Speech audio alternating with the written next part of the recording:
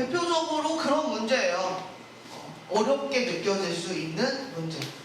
일단 왜 그러냐면 모든 상황의 설명이 말로 풀어져 있죠? 네, 이러면 어렵습니다. 그리고 이 상황도 잘 봐야 돼요. 근데 이거를 특히나 또 해설 같은 걸 보게 되면 되게 지적이게 풀어놨어요. 선생님이 다른 반 수업하니까 다른 반에서 그 얘기를 하더라고요. 이런 풀이는 굉장히 지적이네요? 이런 표현을 쓰더라고. 그 마음에 들었어요. 그래서 굉장히 지적이게 풀어놔요. 어떤 게 지적이에요 그러면 어떤 거야? A 사건은 뭐야? B 사건은 뭐야? 이렇게 예쁘게 써가지고 우리가 이렇게 풀어주면 굉장히 지적이게 느껴지죠. 근데 선생님은 그거는 선생님이 안 지적이게 좀 모자라 보이게 풀 거예요? 그건 아니고 선생님은 직관적으로 좀 더 잘 보이게 한번 이 문제를 풀어볼게요. 자, 일단 어느 거짓말 탐지기의 정확도는 90이래. 거짓말 탐지기 정확도라는 게 어떤 건지 여기서 설명을 해줘. 즉 그러면서 즉 뭐야? 이게 뒤에 있는 말이 앞에 말하고 같다는 뜻이잖아, 그지? 그래서 어떤 거냐면 참말을 참, 진실을 말했을 때 진실, 그다음 거짓을 말했을 때 삐, 거짓 이렇게 판단해 주는 게 제대로 판단해 주는 게 90%라는 거야. 정확도가 90%라는 건 여기 이런 표현 내놨어. 확률이 0.9다. 이게 같은 말이야 얘들아. 이렇게 지금 얘기해 주는 거지. 어떻게 보면 되게 친절한 문제야. 그래서 자, 그런데 이제 뒤에서부터 문제의 본론이 나와. 거짓말을 할 확률이 0.2인 어떤 사람이 있는 거야. 그치? 얘는 와씨 대단한 친구인데 10번 중에 몇 번 거짓말하는 거예요? 10번 중에 2번 거짓말하는 거야. 대단한 친구. 나도 그런가? 너는 10번 중에 몇 번이나 거짓말해? 거의 안 할 텐데. 얘 2번이나 해요. 그래서 이렇게 했을 때 이렇게 거짓말을 어떤 애가 뭐 말을 했겠지, 그치? 근데 거짓말 탐지기가 뭐라고 판정했어? 거짓이라고, 삐삐, 거짓 이렇게 판단했을 때, 자, 여기까지가 이제 조건부 확률의 그 앞에 나와야 되는 조건의 확률이야. 그 다음에 뒤에 실제로 그 사람이 거짓말을 해서 거짓, 삐삐 나왔을 그 확률을 찾아줘. 왜 이런 문제 나왔을까?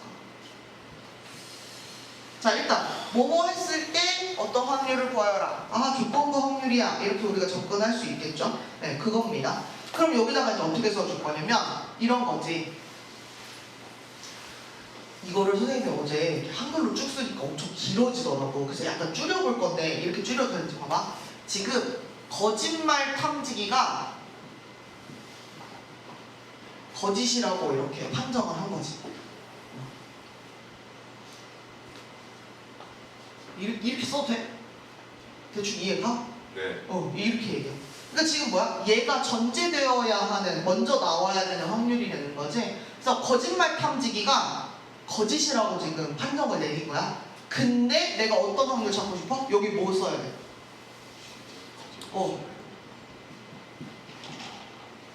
진짜로 거짓말 했으면 이걸 찾는 거죠.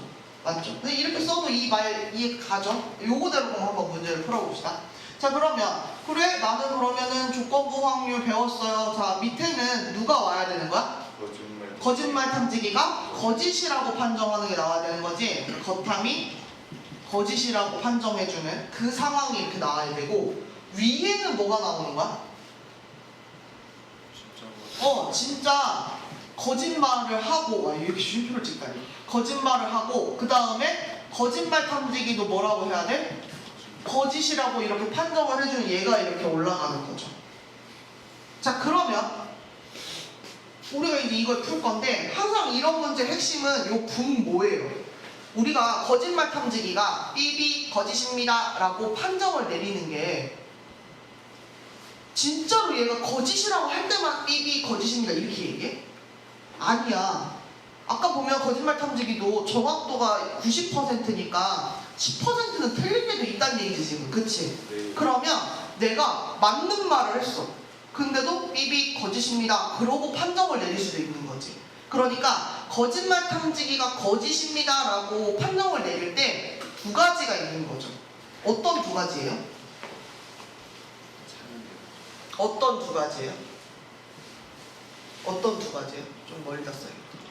어떤 거예요?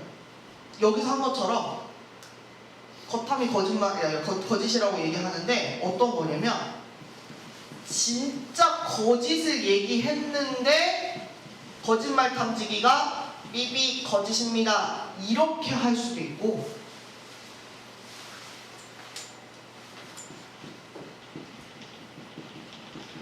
진실을 말했는데 삐삐 거짓입니다 이렇게 말했을 수도 있는 거야. 자, 이 문제 어디가 중요해? 이 거탐이 거짓입니다를 판정하는 그 경우가 이 두 가지라는 걸 파악하셔야 되는 거죠. 그리고 나면 위에 이제 뭐가 들어와야 돼요? 저거 들어와요. 어제 우리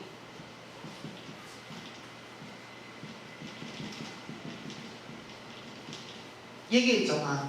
이 조건번호 풀다 보면 어떻게 된다고? 이게 여기에 그대로 올라온다고. 잘못 푼 게 아니고 잘하고 있다는 뜻이라고. 그게 알겠죠? 이렇게 표현이 될 때. 그래서 우리가 이거를 계산을 해주면 지금 이 문제의 확률을 찾을 수가 있는 거죠. 그래서 이 문제를 풀 때는요, 돌격해가지고 숫자부터 적는 게 아니라 뭐부터 쓰는 게 되게 중요하냐면, 지금 선생님이 어떻게 보면 근데 이렇게 수학 푸는 거 봤어? 이렇게 한글 써가면서? 안 그러지. 근데 선생님은 이런 문제를 모르겠어. 서술형에다 풀 때 이렇게 풀어놓으면 좀 예쁘지 않기는 해. 이건 좀 별로 안 예쁘긴 한데, 내가 혼자 문제를 풀 때 이렇게 쓰는 게 내가 실수 제일 안 하는 방법인 것 같아서 선생님은 이 방법을 너네들한테 보여주는 거야. 알겠지? 보여주는 거야. 그렇다. 그럼 이제 진짜로 계산을 한번 하러 가자. 알겠지? 자, 그럼 한 번씩 해봅시다. 여기 이거부터 채워야 돼. 진짜 거짓말을 하고, 그러니까 거짓말을 하고 거탐도 거짓말이라고 판정을 해야 되지. 자, 그럼 뭐부터 해야 돼? 거짓말부터 해야 되지, 그지? 거짓말을 하려고 봤더니 위에 거짓말할 확률 나와 있어요? 얼마예요? 0.2. 네, 여기 아주 딱 나와 있네. 0.2. 0.2 거짓말을 하고, 그 다음에 거짓말을 한 상태에서, 자, 그 다음 뭐야, 여기 거짓말은 거짓말 탐지기도 삐삐 거짓입니다 판정을 내려줘야 되지. 근데 이게 그냥 판정이 아니라 봐봐, 거짓말을 했을 때 거짓말입니다 라고 판정한 건 이게 잘 작동한 거야, 오류난 거야? 잘 작동한 거지, 정확한 거지. 그러니까 이 문제의 표현에 따지면, 그러니까 정확하니까 어떤 확률을 갖고 와야 돼? 네, 그걸 갖고 오는 거지. 0.9 더하기. 두 번째, 요거 해야 돼. 이번에는 사람이 진실을 말해야 돼. 그치? 진실을 말해야 돼. 그럼 진실의 확률이 써있어 혹시? 아니요. 안 써있어. 그럼 이제 이 문제는 못 풀게 됐어 방금. 근데 이거 진실을 얘기할 확률 근데 못 찾아? 찾을 수 있지. 그렇지. 왜? 이 사람은 말하는 내용이 둘 중에 하나인 거야. 진실을 얘기했거나 아니면 거짓말을 얘기했거나. 그러니까 어떻게 돼요? 진실을 말할 확률, 거짓말을 할 확률이 0.2라면 진실은 그거에 여사건인 거잖아. 어떻게 돼요? 0.8이 되는 거죠. 진실을 말하고, 자, 근데 여기를 잘 봐야 돼. 이게 거짓말 탐지기가 삐삐 거짓입니다. 오류난 게 아니죠. 무조건 오류난 게 아니에요. 이거 거짓입니다 했다고 오류난 게 아니야. 상황을 보고 잘했는지 안 했는지 봐야 돼. 자, 진실을 말했는데 삐삐 거짓입니다 했어. 자, 얘 잘 작동한 거야? 오작동한 거야? 오작동한 거야. 정확도가 부정확한 거지, 그지? 그러면 그때의 확률이 어떻게 되는 거야? 0.1. 그렇죠. 그걸 이렇게 해주는 거죠. 이러고 나면 이제 분자에 누가 들어와야 돼? 거짓말하고 거짓말 탐지기도 삐삐 거짓입니다. 이거 나와야 되는 거지, 그치? 근데 이거 어딨어? 사실 아까 했어. 그래서 요거를 한 번 잘해놓으면 그거 한 번 더 쓰면 되는 거죠. 그래서 어떻게 돼요? 진짜 거짓말을 해야 되고, 그리고 뭐야, 거짓말 탐지기도 삐삐 거짓입니다. 뭐야? 거짓말을 했는데 거짓입니다 라고 얘기하는 건 잘 작동한 거니까 0.9를 갖고. 그래서 이렇게 됩니다. 그래서 얘를 계산하시면 돼요. 위에 거 얼마 돼요? 29, 18, 0.18. 밑에 거 어떻게 돼요? 0.18 더하기 이거 얼마야? 0.08. 이거 조심해야 돼. 애들이 가끔 0.8 그러더라고. 0.08. 그래서 결국에는 합치니까 얼마예요? 18이고 여기는 26? 이렇게 되는 거죠. 왜? 합쳐서 선생님이 배꼽해가지고 소수 두 개씩 다 밀어버린 거지. 그래서 결국에는 요거 얼마? 13분의 9? 이렇게 이게 이제 답이 되는 거죠. 저 문제가 지금 선생님하고 같이 천천히 설명하면서 풀면 어렵지 않지만, 내가 문제 풀어야지 막 이렇게 급한 마음 가지고서 막 달려들면 잘 안 보여요. 자, 이 문제 풀 때 뭐부터 설정하는 게 중요하다? 얘를 이렇게 조건부 확률의 식으로 표현을 하는데 어떻게 하는 거야? 이렇게 표현해 주는 거야. 이 문제를 이제 기호를 써서 쓰기 시작하면 거짓말을 하는 거, 거짓말을 하지 않는 거, 그 다음에 거짓말 탐지기가 제대로 작동하는 거, 제대로 작동하지 않는 것을 표현을 해줘야 돼. 그래서 그게 A, B, C, D 뭐 어떤 이 알파벳을 써야 되기 때문에 불편한 것들이 조금 있을 수 있다. 근데 이렇게 생각하면 차라리 좀 더 볼만한 것 같아.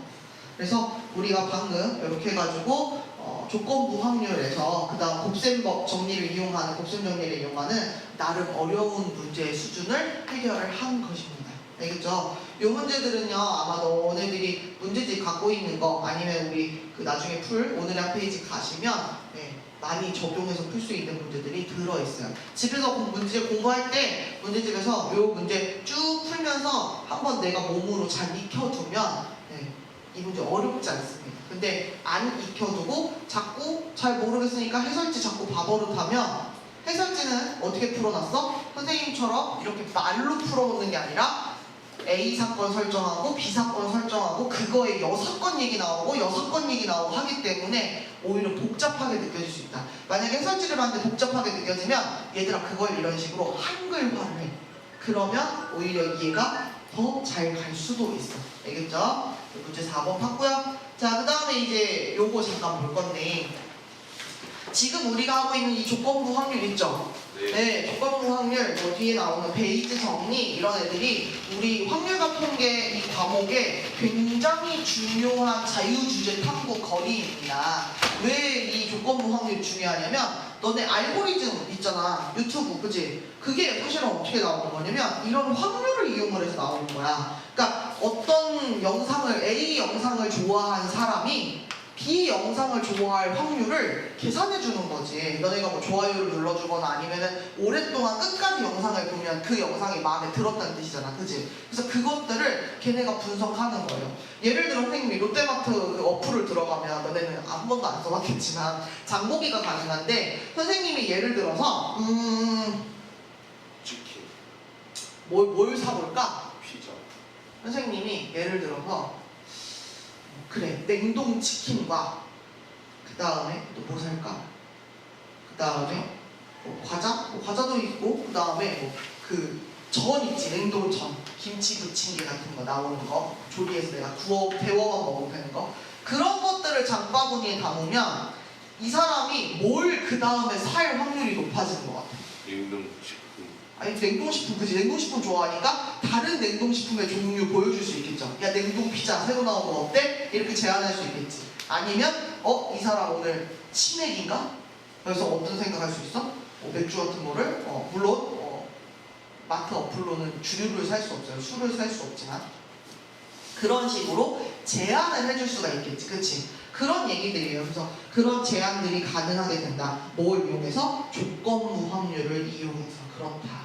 그래서 조건부 확률 여러분들이 나중에 우리 세특 쓰기 위해서라도 주제 탐구해야 되거든? 아마 이 책 전체적으로 뒤져보시면 요 파트에 관련된 얘기들 진짜 많아요. 그래서 내가 컴퓨터 관련 학과 가고 싶다. 너무 중요해. 인공지능, 알고리즘 뭐 이쪽에 그냥 기본이야, 여기가.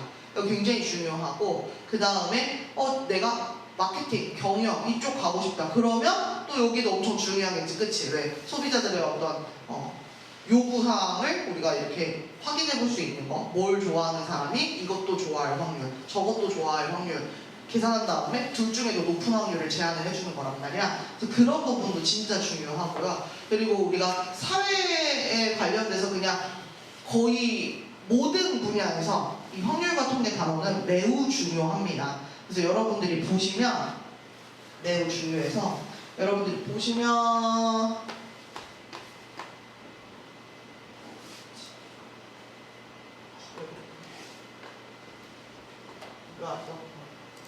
여러분들이 보시면 선생님이 여기에 링크를 걸어놓은 게 있어요. 이런 데 보시면 이런 거 있어요. 통계, 이제 확률이나 확률은 이제 아니고 여기 통계 보시면 환경 통계 포털이라는 게 있어. 그래서 여기가 뭐가 있어? 여기 보면은 막 환경 정보 그림 같은 것도 있고요. 알기 쉬운 환경 통계, 그래서 주제별로 통계가 나와 있는 게 있어요. 환경이니까 꼭 환경공학과 갈 사람만 필요해? 아니, 그냥 화공이든 생공이든 뭐 상관없어. 그냥 관련 있는 것들을 찾으려면 찾아볼 수 있고요. 그 다음에 또 기상자료 개방 포털이라는 게 또 있어. 어떤 거야 여기는? 기상이니까? 날씨에 관련된 뭐 이런 것들이지, 그치? 우리가 인간이 살아가는 날씨의 기본적인 게 여기에 다 들어있기 때문에 뭐든지 다 이걸 주제로 풀 수 있어요. 그래서 이런 어떤 통계 정보들이 나와 있고요. 그 다음에 통계 지리 정보 서비스. 이거는 뭘 또 알 수 있냐면, 아까 우리 통계 포털이나 이런 기상자료 통계 포털 같은 경우도 마찬가지인데, 우리 지역에 관련된 어떤 이야기들을 찾을 수